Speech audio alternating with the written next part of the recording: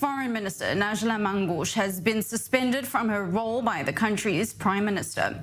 According to a Bahraini report on Monday morning, she left Libya on a private jet headed to Turkey. Her suspension and subsequent investigation comes following her recent meeting with her Israeli counterpart, Cohen, in Italy. Not only did it spark mass anger in the nation, but the Libyan Foreign Ministry also issued a hurried statement denying any formal meeting had taken place just shortly after Jerusalem sent out a press release announcing and celebrating the sit-down. Cohen initially called the meeting, quote, historic and a first step in the creation of ties with Libya, whose size and strategic location provides enormous importance and potential for the state of Israel to establish ties with it. The two nations have never had any such formal relations. Protests over the meeting began on Sunday evening nationwide, and as of early Monday, reports indicate that it is still ongoing throughout Libya. And joining me right here in studio is our correspondent, Steckelberg. Pierre, talk to us a little bit about the statements. There's a lot of elements going on here to try and break this down almost in an elevator pitch for our audience to clearly understand exactly what's going on. Well, but yeah, there are clearly two very different interpretations of that meeting, at least if you go by the statement issued. If you read the statement published by Cohen's office, but yeah, you read the description of a very successful and promising meeting. Cohen's statement said that he and the Libyan foreign minister had a sit-down in Italy last week in the first ever official meeting between the two countries to really discuss the possibility of further cooperation in the future, the preservation of Jewish heritage in the country. They went as far and talked about Israeli humanitarian aid to the country, help with agriculture, water, and so forth. And Cohen, as you said, he called it a historic meeting and a first step to the development of further ties. Now, soon after that statement was published yesterday evening by the Israeli foreign minister, another statement was published by Cohen's office saying that no formal meeting had been taking place last week in Italy. And this, of course, raises a lot of questions now. First of all, has there maybe been a misunderstanding between the Libyan and the Israeli side in terms of what kind of information was allowed to already go out to the public? Was there a U-turn from the Libyan side, kind of going back on what was agreed or what was talked about in that meeting? Or would it maybe have been smarter or more sensitive by the Israeli side to not go public yet about that meeting? So for the Libyan side, this already has serious consequences. Najla Mangoush was, as you mentioned, suspended from her role by the country's Prime Minister Hamid Dbeibeh. That was right on Sunday night after the message really went public, after the Israelis published about the meeting. She reportedly fled to Turkey now. There is an official document also issued by the Prime Minister's Office of Libya, Hamid Dbeibeh. He said that he instructed a formal investigation to probe this meeting that has been taking place between Cohen and Mangoush. Has it been an official meeting? Was it a sit-down on the sidelines of the two leaders' visit to Italy? Now, the interaction, as the Libyan foreign ministry claims, did not include any agreements or any discussions of possible normalizations. They reiterated, the Libyan side, that they are staunch ally of the Palestinian cause. And as you mentioned, protests broke out despite, nonetheless. Protests broke out also including the burning of Israeli flags countrywide. As you mentioned, the question really here is, how is this going to continue, and will this have severe consequences for possible further negotiations between Libya and Israel? Absolutely, and as you mentioned, we're already unfortunately seeing the repercussions of such a meeting, at least on the Libyan side. But let's have a look more at this topic by crossing now live to Rome, where I'm joined by Carnelos, a former Italian Middle East envoy. Thank you very much for taking the time to be with me here this morning. Israel said the face-to-face conversation was facilitated by the Italian foreign minister and had been pre-arranged. Explain a little bit about what Italy's angle is here. What do they get out of possible friendly ties or any kind of further normalization between Libya and the Jewish state?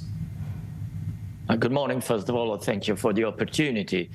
I mean, the Italian interest is to stabilize Libya. Whoever can provide a contribution in stabilizing Libya is very, very welcome. Let's consider that a vibrant Jewish community used to live in Libya until the early 70s. Part of this community now has been resettled to Italy. So the Italy, Libya, Israel has always been a quite important angle from our point of view. So Israel has a lot of talent, could provide a huge contribution in rebuilding Libya. Of course, this issue should be treated carefully And so I don't know which were the conditions prearranged. I have no idea which role the Italian played in this issue.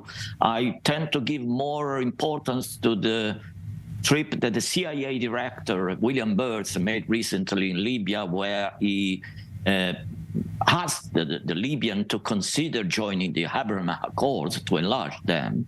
But the crucial point in such delicate countries like Libya, where the case of Colonel Gaddafi regime played very hard the Palestinian card, would advise to keep this meeting confidential. I have no idea why the Israeli foreign minister decided to make this meeting public, but let me say from my own experience, it hasn't been a smart move, because now the situation is apparently, I hope, temporary, compromised, because we have the foreign minister that had to let the country, the Libyan one.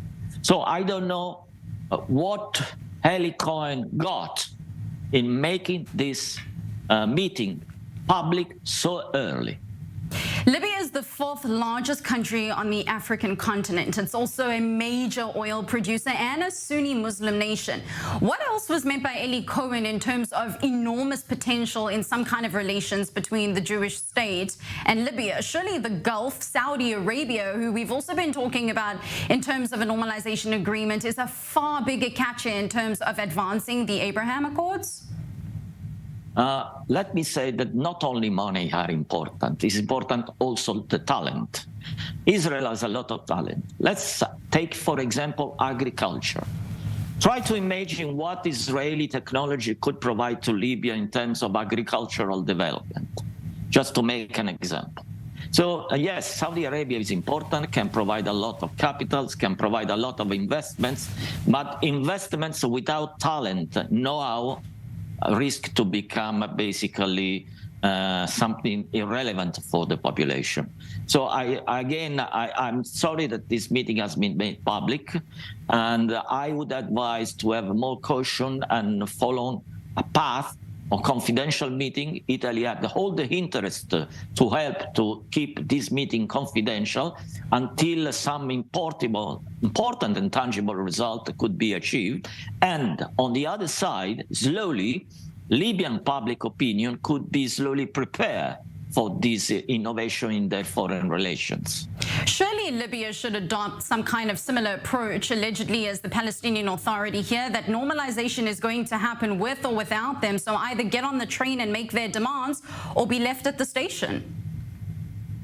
Yeah, this is something that is taking place in some Arab countries. There are many Arab countries who decided to go on, irrespective of what happened in the West Bank with the Palestinian population. There are other countries where this issue is still very, very sensitive. And let me say, in all honesty, that the latest move that Israeli government did in certain occupied territories have not been helpful in order to attract other Arab countries in this agreement. Marco Carnelos, a former Italian Middle East envoy, thank you very much for your time and your analysis this morning.